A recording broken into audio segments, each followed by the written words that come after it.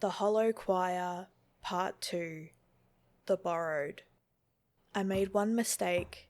I answered the knocking, not by opening the door, by speaking.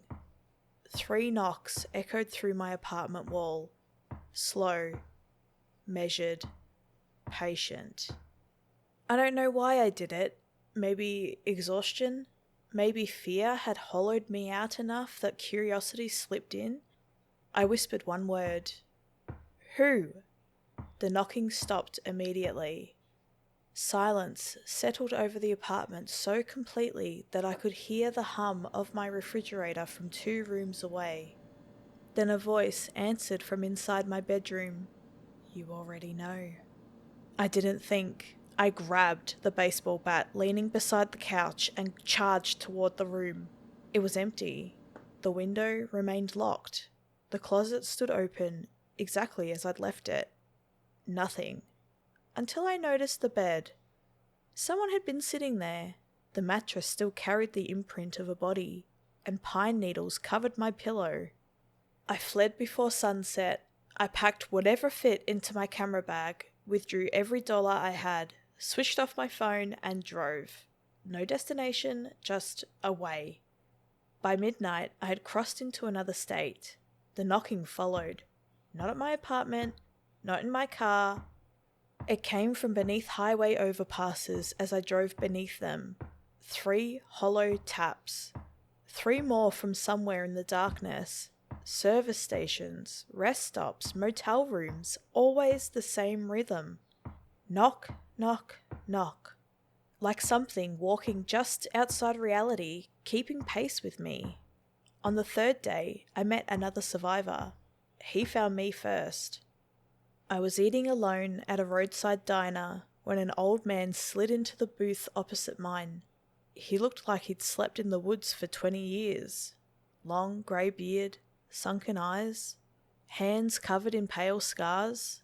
Without introducing himself, he reached across the table and turned my coffee mug. Etched into the bottom with a fingertip was the same symbol from the staircase. I dropped the cup. It shattered across the floor. He never flinched. They've started to mark your belongings. My throat tightened. You know them? I escaped. You escaped. No. He looked out the rain-streaked window. I delayed them. His name was Alice. 38 years earlier, he had vanished during a camping trip. Officially, he had been missing for 12 days. He claimed he'd spent 12 years inside Blackbriar. Time, he said, didn't obey clocks there. The forest breathed. When it inhaled, days disappeared. When it exhaled, decades passed outside.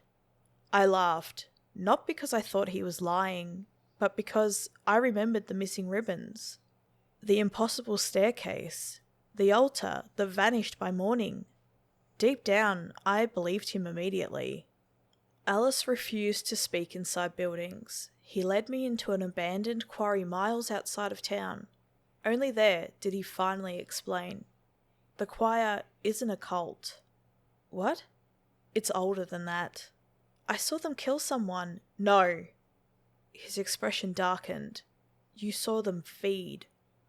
He picked up a stone and drew a circle in the dust. Inside it, he sketched a crude tree. The forest is alive. I stared. It isn't made of trees. He tapped the drawing. The trees are growing on it. According to Alice, centuries ago settlers discovered something buried beneath Blackbriar. Not bones, not ruins, something alive, something enormous.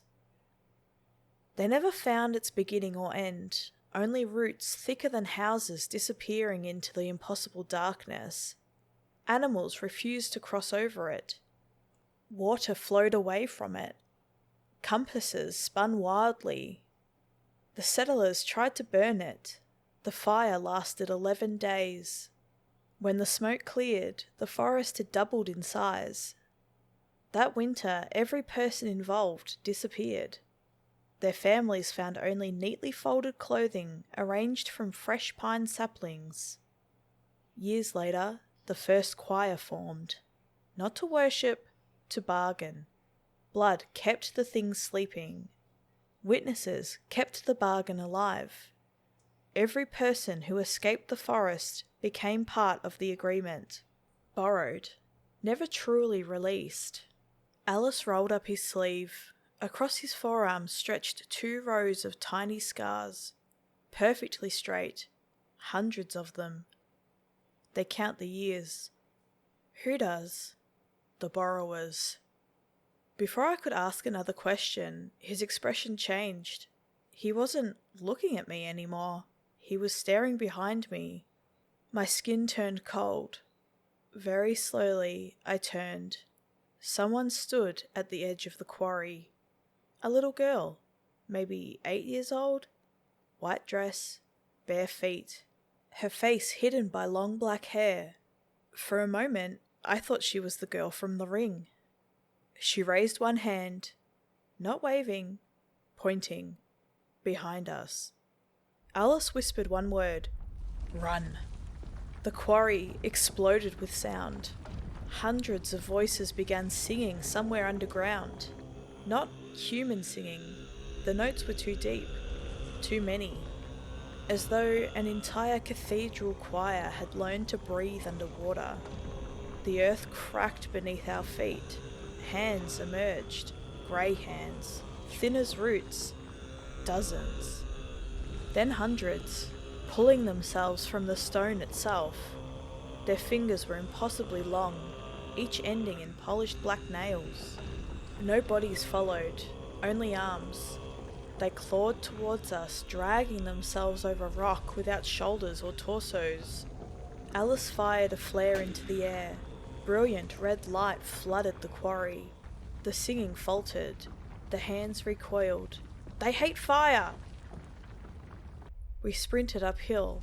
The child never moved. She simply watched us pass.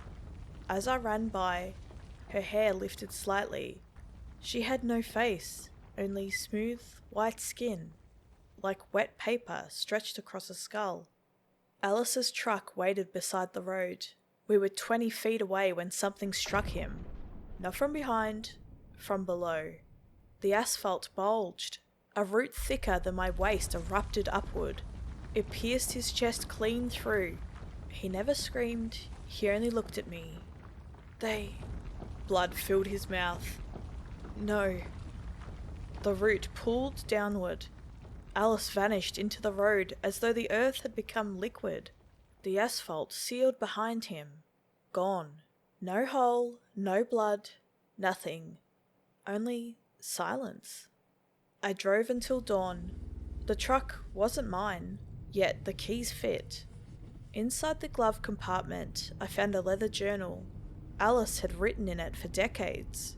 Every page described the choir, the symbols, the sacrifices, the things that wandered between the trees. Then the entries changed. His handwriting grew frantic, messier, as if someone else had been moving his hand. One sentence appeared over and over. Don't let them count you.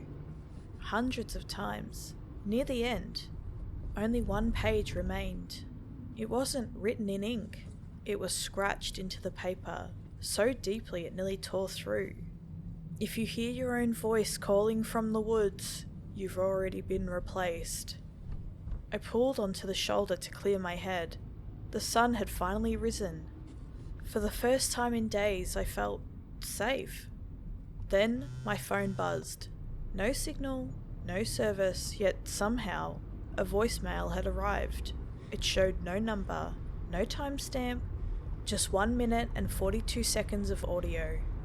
I pressed play.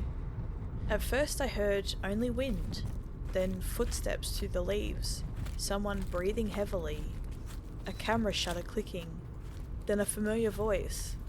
Mine. Calm. Smiling. If you're hearing this, a pause. Don't come back for me. Another pause. It's already too late. More footsteps, then dozens of voices joined together behind me.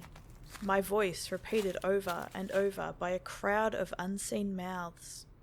We're bringing you home. The recording ended. I lowered the phone slowly. Its screen had turned black. Not switched off, changed. The glass reflected my face, only it wasn't following my movements. My reflection kept smiling long after I'd stopped. Then it leaned closer to the inside of the screen and whispered words I never spoke. You escaped the forest. It smiled wider. We didn't. The screen shattered outward, and from somewhere deep inside the broken phone came 3 slow knocks.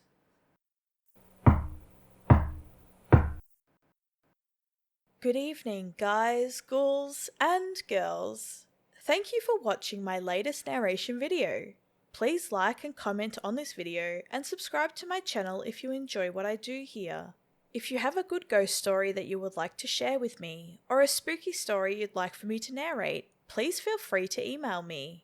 All of my social media links are listed in my link tree, including Red Circle for my podcast, Twitch, where I occasionally stream whatever game I feel like in that moment, Discord server that I run with my friends that are fellow creators, and you can even buy me a coffee. Feel free to connect with me on any of the linked platforms. I really appreciate any and all support. Stay spooky.